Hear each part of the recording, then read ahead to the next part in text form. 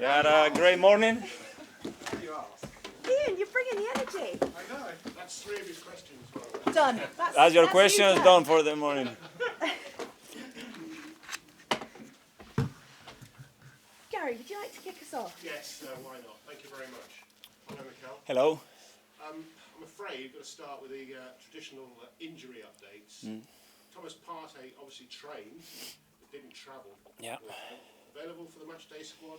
Let's see. We have another session today. Obviously, he's been out for many months now, and we need to really nail the timing and when he has enough in the time to compete. But I think it's very close.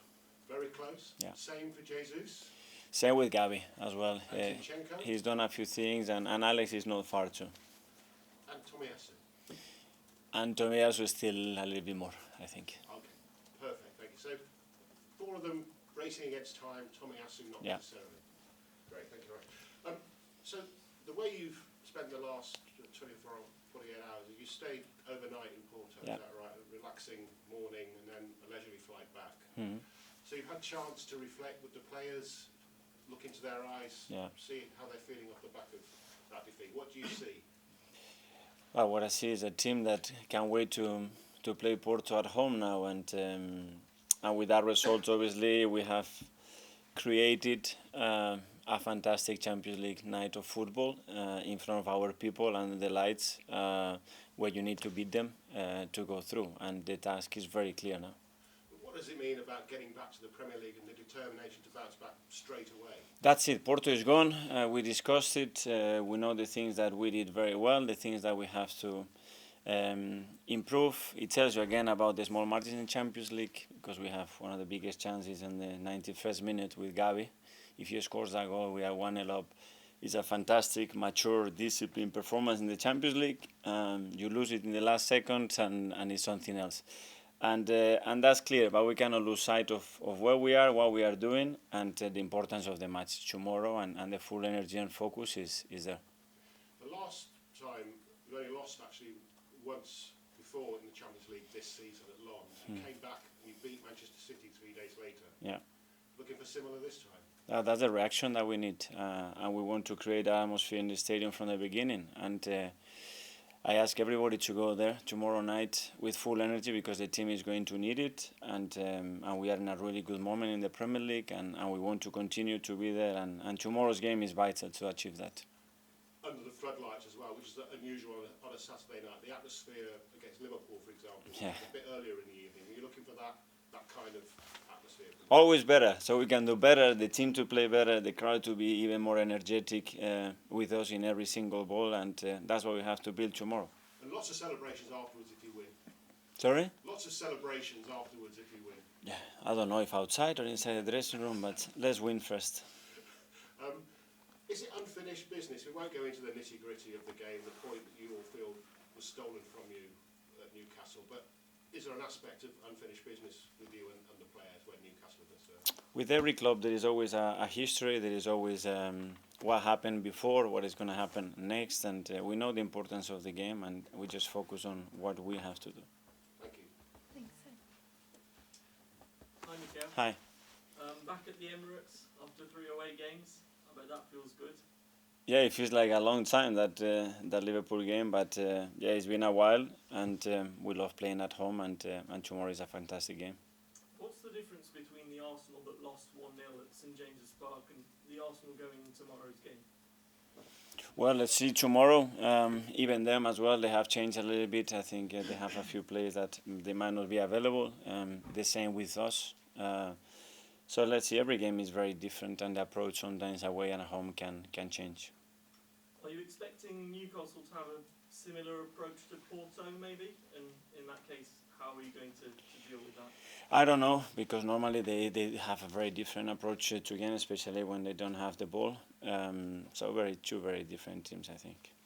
Are you going to use that defeat against Porto to get an extra bit of motivation, or do you want to forget about that and think about what you've done in the Premier League in recent weeks? What happened there in another competition is there. What you cannot deny is that what is in your tummy after a defeat, and that we have to use it in a really powerful way to be even better. Thank you, Mikel. Thanks, Ian. Hi, Mikel. How are you? I'm very good, you? Timber, are we going to see him back before the end of the season? I really hope so. He's doing really well. He's been with some players around now on the pitch.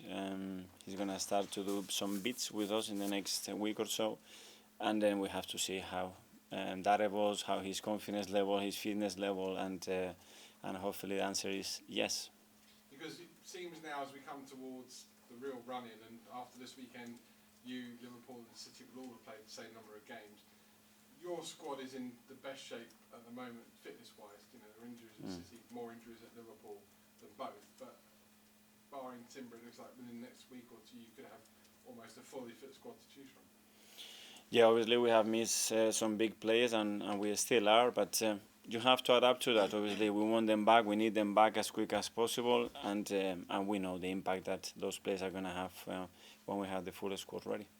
11 goals in your last 2 league games. Has that answered all the critics who were telling you during January, you've got to go and buy a striker, you've got to go and buy Ivan Toney, you've got to go and get somebody to put the ball in the back of the net? No, I think it shows that the team has the ability to score goals and to share the goals, and that we have to do it consistently, and that's the demands at the end of the season. You're going to have to score a certain amount of goals and not concede certain amount of goals in order to have the best chance to win titles, and that's undeniable. What is it about Newcastle as well, the last sort of couple of seasons, or certainly last season, and then St James's Park earlier this season, that makes them so difficult for you to beat? Because it's looked like those games are very sort of close between the two of you. Well, they are a really good team. They are very well coached. They are fantastic players. They have great spirit within the team, and they are difficult to beat for us and for many opponents. And the last one, you've beaten City and Liverpool this season already in the Premier League. Many people would still see you as being the outsiders of the 3 to win the title. Are you in the position right now, though, that you would love to be in? Well, I think we are in a really good position, and we are where we want to be. I don't know, we can be better. As I said before, I think the most important thing is that we continue to believe, to perform at the level that we are doing, and we have the squad available. And if we have those 2 things, we're going to give them a real go. Simon. Hi, Mikel. We spoke to Declan after the game on Wednesday, and he was talking a bit about this team sort of learning some sort of savviness and, you know, the element of the dark arts that you get in the game. Is that something you feel the team needs to maybe develop as they sort of mature as players, that sort of bit of edge? Yes, we certainly can develop a lot of things, and those experiences are really relevant to judge whether we were or we weren't just because a goal. I don't think it's is that fair, and I was very clear with them about it, because I believe that they did a lot of things right, but yeah, and managing games and things like that, we can still improve. But in a year's time, for sure, we can improve, and we can improve in our build-up phase, and we can improve in our restarts, and we can improve in many areas. I think when a lot of people speak to these Arsenal players and know these Arsenal players, I think everyone would say they're obviously very nice people. Can you have that off the pitch, and then when you go on the pitch, flick that switch and have that edge, have that bit of a dark arts? Can you be a nice guy and be a bad guy on the pitch? Yeah, I don't know if the bad guy, but you have to be tricky, you have to be smart, you have to be streetwise, and you have to try to take advantages in every situation, and they know that. And is that something you sort of coach on the pitch, off the pitch? How do you develop that in a player? That's a thing that has to be developed if you don't have it, that's for sure, because the best teams, the best players, they have that. Mark. Hi, Mikel. It's nearly 4 months now since what happened at Newcastle. Obviously, your response afterwards and the club statement and everything. Since then, do you think you've seen a noticeable improvement in officiating with VAR? Well, that's what we all wanted, that at the end the decisions are better. I think the last stats that came across showed that it was a significant improvement, and a lot of decisions were getting right. So hopefully that's the case, and we continue to do that. Your response at the time was criticised by some, but do you feel you being able to talk about it and bringing it up like that has helped that whole conversation around it? I don't know. I talked the way I felt, and I was very straight. And I did it in a way that it was pretty strong, but within the law, because I didn't get charged for that. So that says the story. Kaya. Hi, Mikel. Hi. On Wednesday, it was obviously quite a stop-start game. There was lots of fouls. I think the ball was in play for about 50%. Quite similar to the home game against Newcastle last year, you said that your team can learn to do better and will learn from those situations. What do you think they can learn between Wednesday and potentially a similar test on Saturday? Well, we have to learn, but as well we need the game to be managed in the right way, and that's not for us to do, and that's for the referees to do, and we leave it for them because it's obvious again what happened on Wednesday, and we have to deal with that, and we have to be ready for that. But at the end, it's their job, and they have to manage that. And before the Nottingham Forest game, you spoke, obviously, last season there was the desire for revenge. You said everyone could feel it in their stomachs going into the game. Have you sensed a similar atmosphere amongst your players this time going to the Newcastle match? Well, I could sense in the dressing room straight away that we wanted to play the next day if possible, and after that defeat, that's the feeling that you get. And I'm sure when they come back in an hour or two, I'm going to be seeing that desire again. Thanks. Jordan. Mikel, Hi. 13 games to go this season. This stage last season was the Bournemouth game, that dramatic 3-2 win, where it felt like there was a lot of emotional energy being spent already. How much is left in the tank at this stage? A lot, because I think a lot of players they haven't played significant minutes this season, and some important players as well. So I can sense that there are still 5 or 6 that they have still a lot to effort to the team, and the other ones because after what happened last year, we want to make sure that this season is very different, and that brings a lot of energy because we know what we are facing. Obviously, Porto, you brought in one sub. There's maybe talk of not using the bench as much as other teams. Because you've got 5 or 6 players there, do you think that it's maybe their time to step up at some point in the next 2 months? There'll be a part-time at play. Yeah, but we have made changes in the last few games, and every game is different in relation to what is happening, and rightly or wrongly, which at the end are decided those decisions by the results at the end. We try to make the right call. That's it.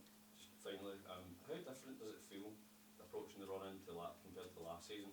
It feels like after that Bournemouth game, it felt like towards the end it felt like Arsenal were there. It was theirs to win. Does it feel slightly different this time because there's 3 teams competing and you're on the shoulder rather than leading? I feel a lot of excitement, especially internally, because we are right in the mix, and we want to continue to be there because we are in the Champions League and we have a fantastic game to play at the Emirates. And yeah, externally probably it's different because the expectations are much more focused in the other 2 teams, and that's it. Thank you. 10:30.